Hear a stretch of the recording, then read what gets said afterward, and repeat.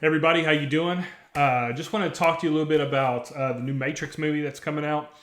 Look, when I was 18, I was almost 18 when the first Matrix movie came out. I think it came out in April '99. I think it was something like that. Man, when that movie came out, it was really unique, really wonderful, and really honestly, there's been few movies that came out that has hit me as rawly as the first Matrix movie. I remember walking out thinking, man, this is going to change everything, and a lot of it did, from storyline elements to bullet time, with being able to incorporate philosophy and academia into a pop level action film. I mean, a lot of what was going on in that first Matrix film was absolutely brilliant, and I still think you look 20 something years, 22, 23 years into the future, and it still really holds up, and it's a really solid movie. You can tweak it a little bit, but the core elements of that movie are still really strong.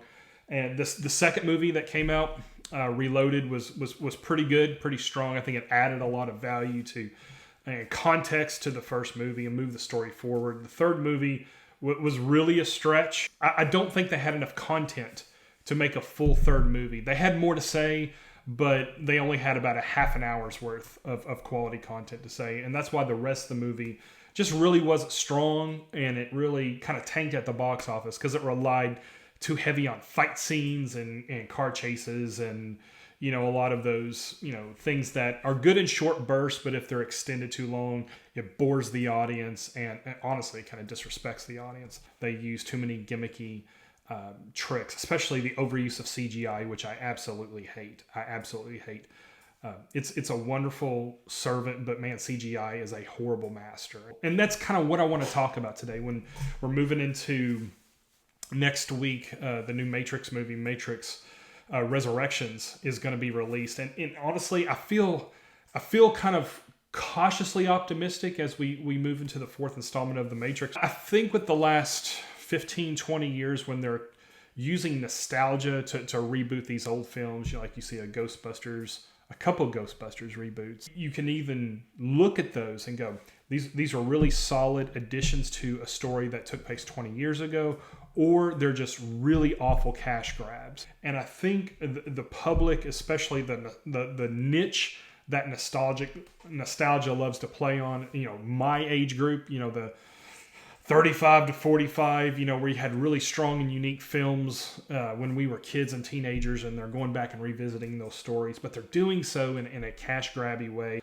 I don't want to see another film that is just overloading me on CGI, car chases, and fight scenes, and big wow Michael Bay-esque explosion. That's kind of, for me at least, run its course, and I don't want to see any more of that. Again, I don't mind special effects. I mean, gosh, Star Wars is a fantastic movie, and it is almost undoable if not for CGI on some level. But man, when you over rely on it, like the prequels of Star Wars, it really becomes cartoony really quick. And even my son and I were talking about the CGI element in a movie such as the Justice League. When you see Doomsday fighting with Wonder Woman and Batman and Superman, it almost had the look of a video game, like you were watching video game content rather than movie content. It detracts from the quality of the story. So my concern with the fourth Matrix is that it's going to repeat all the flaws that were made in Revolutions. Over-reliance on CGI, reliance on fight scenes and chase scenes. In the trailer, it seems as if there's a lot of good content, but it also, I got really nervous watching it because there was a lot of explosions and there was a lot of extended fight scenes, it looks like. I was just, again, I'm cautiously optimistic. Some of my other concerns with the Matrix movie is it seems as if it's bringing in a younger cast, which is not a big deal. I mean, you always need younger people to play these roles. But when you're almost hiring half of your cast who are of a younger demographic, it's almost as if they're marketing a new story to a new generation. And that's not necessarily a bad thing, but when you lose the core element of the story you originally told, I think that becomes a bad thing. And thinking about younger actors too, and I know I sound like a grump here, but I don't want to see, a great first movie as we see in the first Matrix, the storyline of that ruined by a fourth installment with superiorly bad acting and overacting. And I think you know what I mean by overacting. It's like heavy breathing and over intense looks that you would never do in real life, and slow walking away from an explosion, stuff like that. I don't want that to be something that's going to tarnish an originally good film. My concern also with the fourth Matrix is that instead of continuing a story, it's going to seek to reimagine old stories, which in itself doesn't have to necessarily be a bad thing, but it can be a bad thing when it loses continuity with the originals. We saw this with the Terminator Genesis, where they killed John Connor in the first 5 minutes, and basically obliterates the core husk of the first two movies, and almost comes really close to invalidating two superior action films that stand on their own and are fantastic in their own right. But when Terminator Genesis comes in and reimagines the story and almost sweeps away two fantastic films, that's a terrible thing. And I don't want a reimagining of the fourth or a reimagining pattern to happen in the fourth that's going to basically obliterate the first two movies and a good core of the last one too, or at least a half an hour's worth of content of the third film. If you're going to reimagine a story that's almost going to unwind or untie the first movies or first set of movies, craft a whole new series. You can still have references or ideas that come from an original movie. Don't rely on them. Don't plagiarize a story, but make some stuff your own. Don't slap a new story on an established brand or a storyline, because the public who watches it picks it up quick, and they may not be able to articulate it, but they articulate it by the fact that it tanks at the box office and that no one rents it or that no one buys it because it's just a poor story that doesn't have continuity with the original. My thoughts on the whole thing is that if a story's good, if a brand is good, if an idea is good, people are going to like it.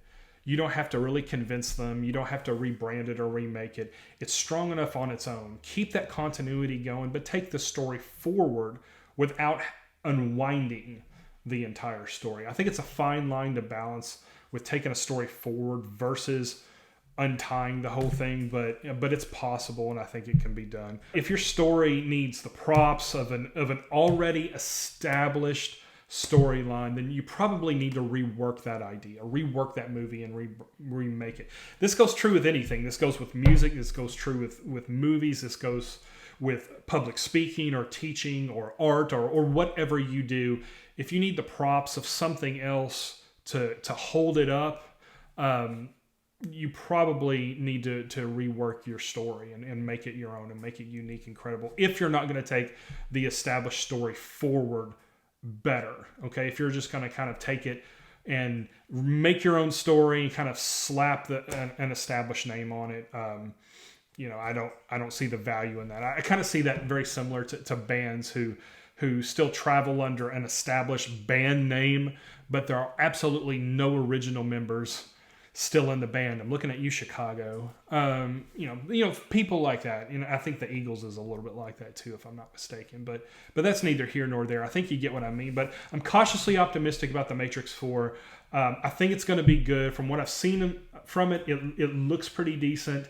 And I'm just really hoping they're not going to untie a really good story that we saw in the first two movies. Let me know what you think in the comments. Again, this has no real set pattern here. I just had some ideas, thought I'm sharing with you. Tell me what you think. Shoot me a text, shoot me an email. Hey, if this has been useful to you, let me recommend liking and subscribing to this page. Make sure to hit that notification bell, and you can know when other content, other videos are coming out. Hey, look, this has been Steven. I'd love to hear from you. Y'all take care. We'll see you again next time. See ya.